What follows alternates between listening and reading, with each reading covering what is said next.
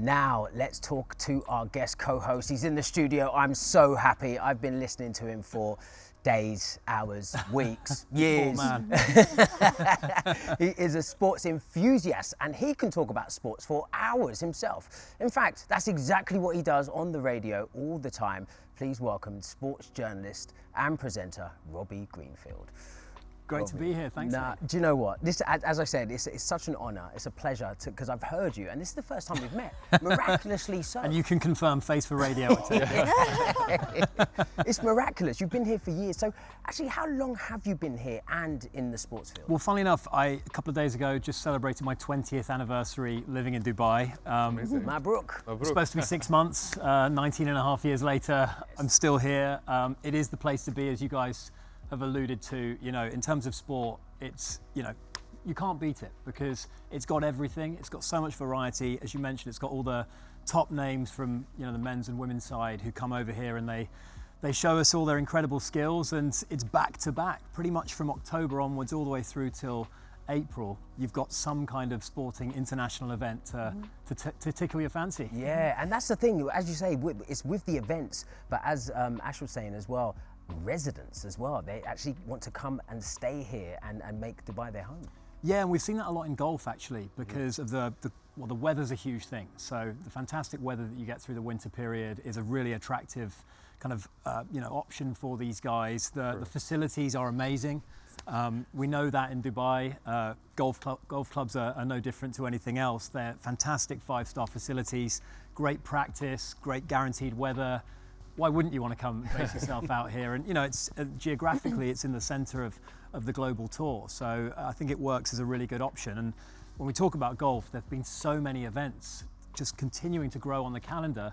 The DP World Tour, last month we saw the Hero Dubai Desert Classic, which is kind of, it's elevated in status. It's a Rolex Series event. So that means it's one of the premier events on the DP World Tour. And as a result, the field was stronger than ever. It's got so much history. Every player, I'm sure you guys can remember Tiger Woods playing in the tournament. You know, anyone who is anyone in the world of golf has won that trophy.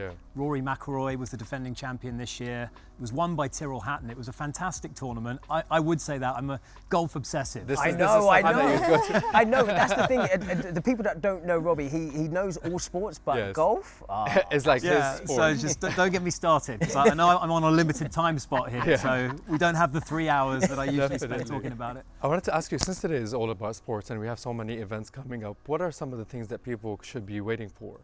Yeah, well, I mean, upcoming, you guys have referenced it and we're in the middle of it. Exactly, yes. Dubai Duty Free Tennis Championship. And when you talk about that event, that is another illustrious tournament, 33 years.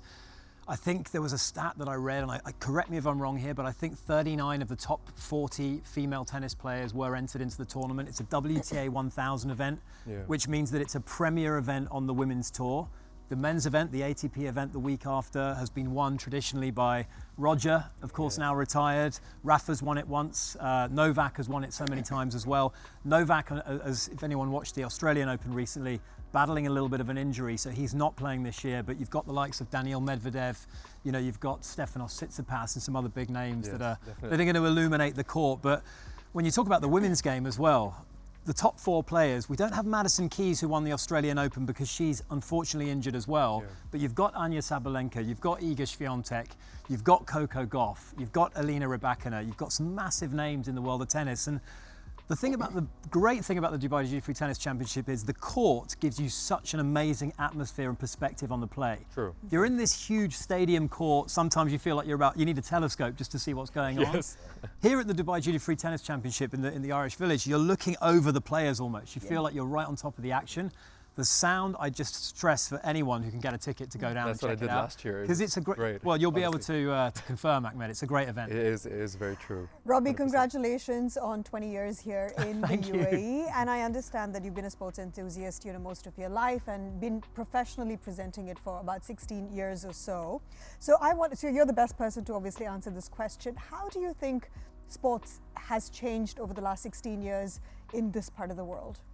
Yeah, great question. And I think what's happened is it's really matured over the years. And I think Dubai, the UAE, but Dubai specifically, has always been a great place for these big kind of glitzy events that have attracted a lot of top talent.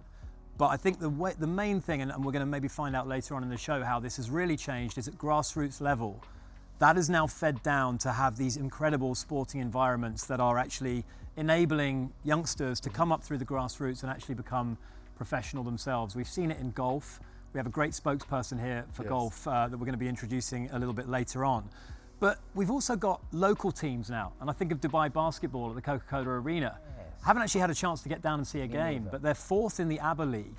So they're playing in the ABBA League, and they've brought some great talent in from around the world. They've got some ex-NBA players. They've got some ex-Philippine international basketball players as well.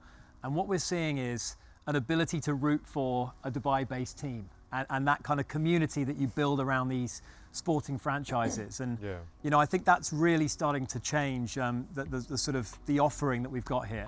You can go and see your team every week or every 2 weeks perform at the Coca-Cola Arena, and then you've got all these international events that come through. It's kind of a traveling circus. You can see some of the best players in the world. So it just continues to get better and better, Ash. I wanted to ask you, since like we're talking about having all these events coming to Dubai, how is that impacting the tourism? Because that's a whole different thing as well. A lot of people are coming in to the country just to watch these events happening, right? Yeah, and the big names pull in the tourists as well. So I think we really see that with F1 down in Abu Dhabi. That gets so many visitors to that event. That is such a huge event. But the Dubai Duty Free Tennis Championship, you know, you look at some of the names, Novak and all the Serbian fans that come out. They travel to come and see him. They know that you get great accessibility to the players here in Dubai. You get up close and personal, whether it's in the golf course where you're kind of inside the ropes and you're within touching distance of your favorite players, or the tennis court where they walk right by you at the Irish Village down there.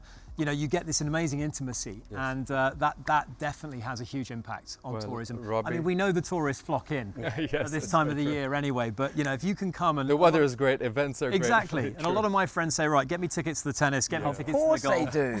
And I don't hear from them for the rest of the year, but that's when they call me. Yeah, well, Robbie, we're still going to have you with us throughout the whole episode, but if you love all things cricket, stay tuned as we have a UAE international cricket player joining us shortly. But first, let's meet the performers singing us out on tonight's show.